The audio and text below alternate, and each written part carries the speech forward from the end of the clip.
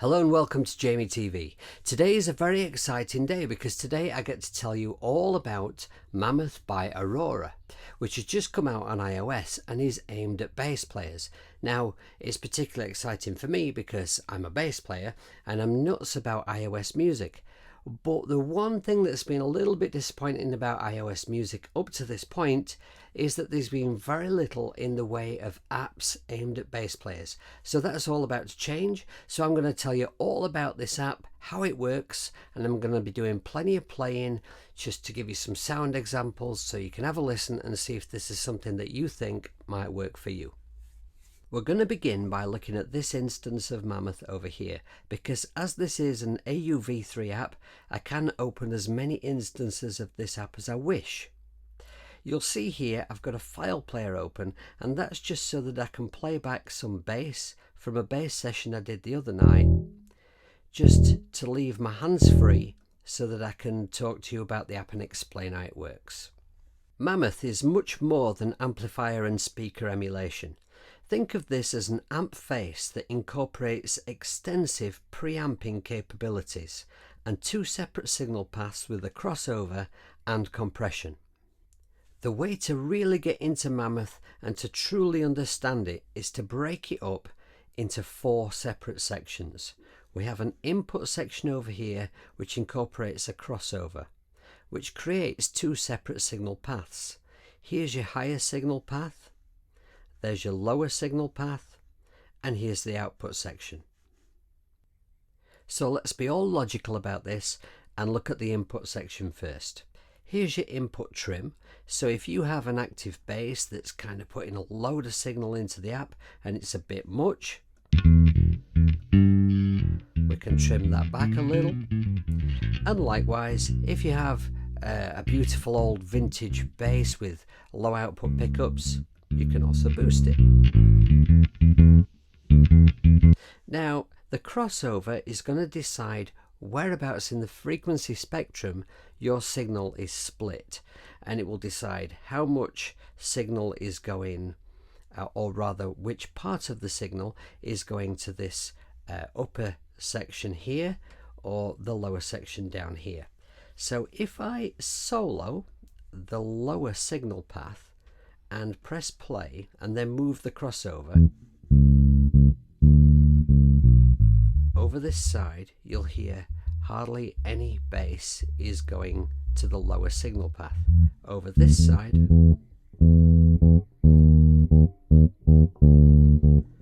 it's all going that way. In fact, if I leave it all going that way, take off this solo and solo this one, you'll hear there's now very little bass going to the upper signal path. But if I take it round to the other side, see, now there's much more signal going that way. And when I take the solo off, of course, you can hear that this signal path down here is hardly doing anything. So that just gives you an idea of how the crossover works and how you split the signal. In fact, if I just press play now, and I'll just move the crossover so you can hear the effect that it has.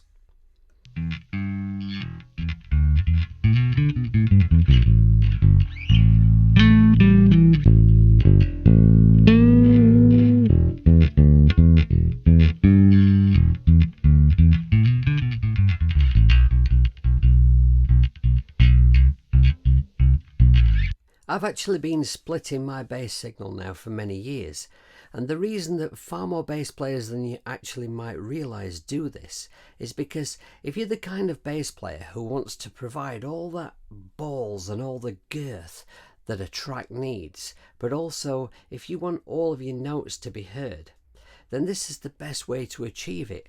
If you split your signal, like what I do is sometimes I use a twin output bass that goes into two separate signal paths, two different effects chains, effectively into two separate amps, or sometimes I use a bass that has one output and I split that output at some point into the signal path. Sometimes it ends up in one amp, sometimes it's into two amps.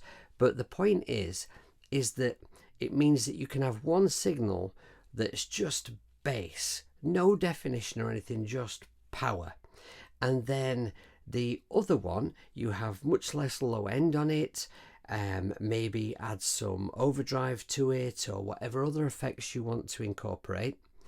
And then you use that signal to dial in the articulation. So if you drop that one out, bring the low end one up so that you can feel the bass in the track, so that it's got all that girth.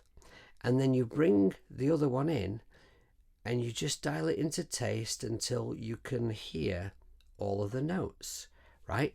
Now this app can do all of that stuff for you.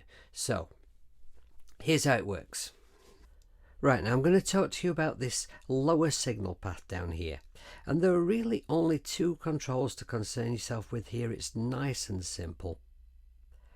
As you'll see, I've got the crossover round about the midpoint here, so we've got plenty of signal coming into this lower signal path, which I'm just going to solo so that that's all we're hearing. Now let's say if we feel that our bass is not putting out enough bass for some reason, we can boost the bass. Let me just show you. We can really bring in some proper earth rumbling, building destroying levels of bass here. Now I'm not turning it up too much because I've got quite a lot of signal coming in and I don't want it to, there you can hear it's just starting to distort a little bit. It goes up way more than that. Now the other control is the growl. Oh, and I was going to say about this bass sound, it's kind of there's loads and loads of girth to it, but it's got quite a squashed kind of a compressed sound in a very good way. There is a compressor later on to look at on this amp face, so I'm not sure why it's sounding compressed to me at this point, but it works. It's for the best. If you're going to be pushing the low end, you know, to extremes, then if it's a nice fat but squashed sound, that really works in a mix. So it's helpful. The other control to look at down here is the growl. Now I don't normally add overdrive to my lower signal path because one of the reasons for splitting my bass signal is because I like to use a little overdrive on bass, but when you add overdrive to your lower frequencies, it starts to sound thinner and you lose the balls, you lose that very quality that bass guitar is predominantly all about. And so, you know, it works well for me just being able to add it to the higher signal path. However, Aurora have somehow come up with an overdrive that's separate from the overdrives that are used up here on the higher signal path that works on the low end. Now let me just press play. I'm just going to press play and show you. It somehow, as you turn it up, it adds in this kind of nasty low end fuzz, but it retains balls. And you can take this way up and there's still plenty of balls to it.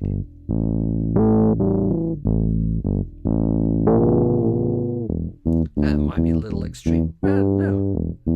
Sometimes extreme is good. Okay, let's have a look at that higher signal path now. Now right under where it says drive here, we've got 3 different circuits to choose from. The first button will make this upper signal path sound like an Ampeg, like a classic old Ampeg. And the second button is more like an old Vox. And the third one sounds much more like a more modern amp, like a Dark Glass. Let me take that drive up a little on that. Right, now let me just bust a little misunderstanding about this amp.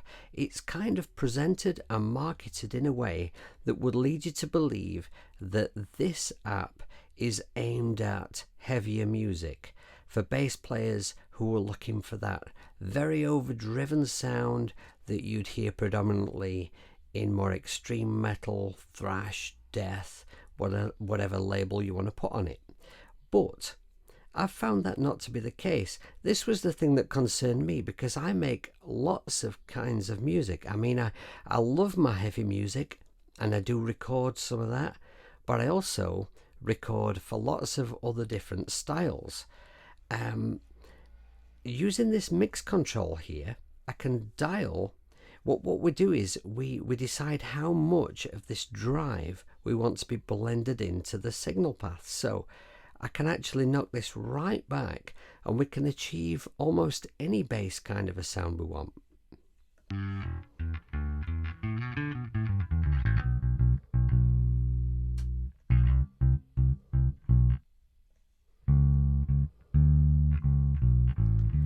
And there you hear, we've got a very clean sound. I've got the growl all the way off on the bottom. If I just unsolo this now,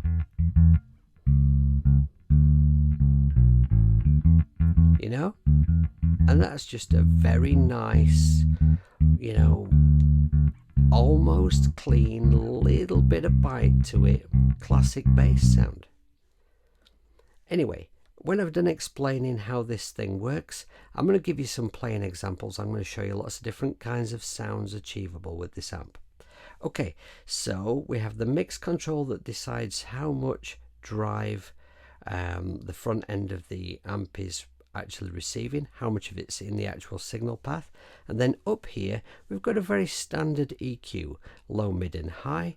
I typically, for this signal path, would remove some low end, boost the mid a fair bit, because I find that's really the frequency where you hear. I forgot to solo the low end, sorry about that, or rather solo the top end. Come on, you stupid old hippie. Right, so I find that the mid frequency is really where you find that poke, where you really get to look for the frequency that's going to make the bass poke through the mix without being too obtrusive or being too loud. I often take a little high off, actually, off of the upper signal path. Okay, now what I would like to see on this amp, because Aurora are already talking about further development of the app and other things that they may bring in future, I would like to see more middle control. I'd like an upper and lower mid to help with that, just finding those magic frequencies. Maybe it might be nice to have a hotkey type of mid sweep brought in, or perhaps you could have a button and have a graphic EQ come in here instead of these three controls. I mean, it's very, very controllable as it is. There's so much to this app, it's brilliant. But you know, that would be my wish. That's the only thing I would like to see added to this app that would improve it from my point of view. Okay, so that is your EQ section, which is fairly self-explanatory. And then we've got these two magic controls here. Now, I'm going to need more drive for this, and we'll bring a bit more into the mix. Right, and let's go back to the Ampex sound. Right, now, if we press melt, what happens is we get a kind of more old school, smoother kind of an overdrive. When we press brute, it's nasty. It's nasty in a good way. I mean, that's just, you know, that's just killer. But if we press both, we get kind of like a nasty but smooth sound. It's hard to describe, but it's great. Right, now let's move on to talking about this little section here. So this is your speaker emulation, and as you can see, this one is emulating a 6x10 cabinet, a 4x12 and an 8x10 down here. Let's just give you a little, I'm I'm going to just have to take my track back a little. There we go. Right, now we're on 610, 412, and it sounds just like a 412. I mean, my first really good cabinet was a great handmade 412, and this is just what it sounded like. And then the 8x10, of course, the classic. Another very good emulation. Alright, now what you can also do is, if you have your own impulse responses that you wish to bring in, you can press this plus down here and go into your files and bring in a custom impulse response. Now, the last control to talk about in this upper signal path chain is the most difficult one to explain.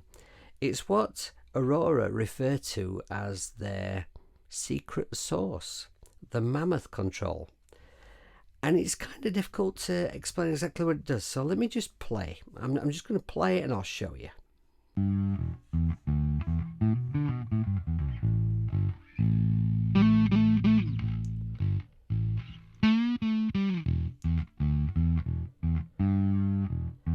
Okay, so there I'm dialing it out. Bring it back in.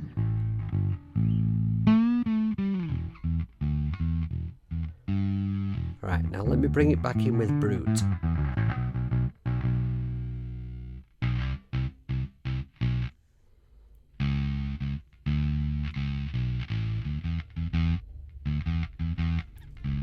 Now, I don't know how to explain exactly what that's doing to the sound. It's kind of bringing in a different sort of a character to the overdrive that's present. But what it reminds me of is when you hear one of those great extreme metal kind of records in your sort of like thrash and death genres, I think when you hear bass, very overdriven basses in those kinds of genres that have actually been mixed very successfully, so like where it's still got balls, it's still got bass to it, but it's also very overdriven and very present in the mix. That's what that sound is. And I don't know what the magic word is to put on this secret sauce, but that's the best way I can think of right now to explain it. And last but not least, the output section, which is very, very simple. We have a blend control here, which is going to allow you to decide how much of the upper signal path and how much of the lower signal path you want in to hear. Let's just demonstrate that. So more of the lower path, more of the higher, and you can just find that nice sweet spot in between. Now down here we have a compressor, which is just a one slider compressor, and this is something that Aurora may be developing in future. They may be bringing in a slightly more complex compressor, which I personally would welcome. But what I would say is that compression is something that a lot of musicians do struggle to get their heads around. And you know what, when you've got a nice one knob compressor like this that's very effective, that's of great value really.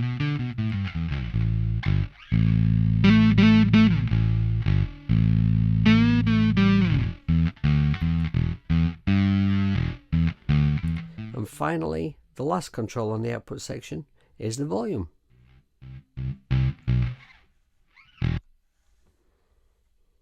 Now the one thing that I haven't spoken about so far on this amp face is the presets down here.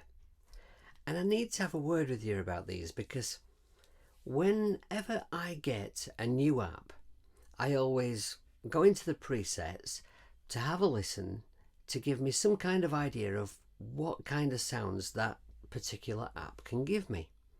And all these presets sound amazing, don't get me wrong, they sound fantastic, but they're all very much in that sort of more extreme metal kind of vein. And this app can do so much more than that. So what I'm going to do now is I'm just going to have a play. I'm going to shut up I'm going to play these presets for you, and I'm going to play some of my own sounds as well. And I'm going to try and give you a good idea of some of the possibilities of the range of sounds that you can get from this app.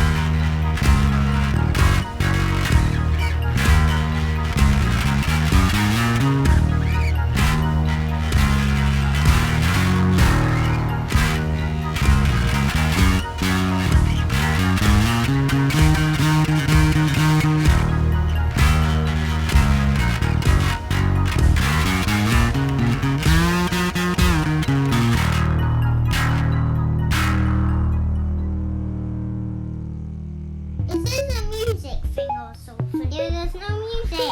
Why?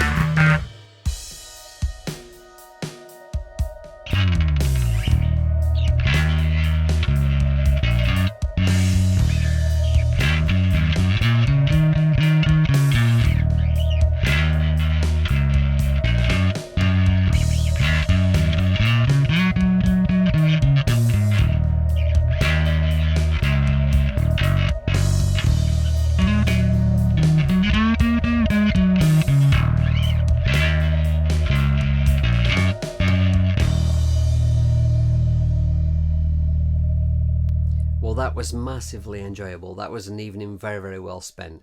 I love this app, and I have thoroughly enjoyed getting to know how it works, and I've really, really enjoyed playing through it and talking about it. So I recommend it really, really highly. I did see a couple of people online questioning whether it's really worth the price tag, and all I can say to you is, if you got it and you used it and you really learned how good it is, you'd realise, to be honest, that's a bit ridiculous. It's worth far more than the charging for it. So I hope that I've adequately explained it to you, and I hope that I've adequately demonstrated it with some of my playing, such as it is. If you have any questions about it, if I've missed anything, then please do feel free to get in touch. All of my information is under the video for a reason. Add me on social media, email me, message me. Please give the video a like, give me a sub, ding my bell, and stay tuned for the next video.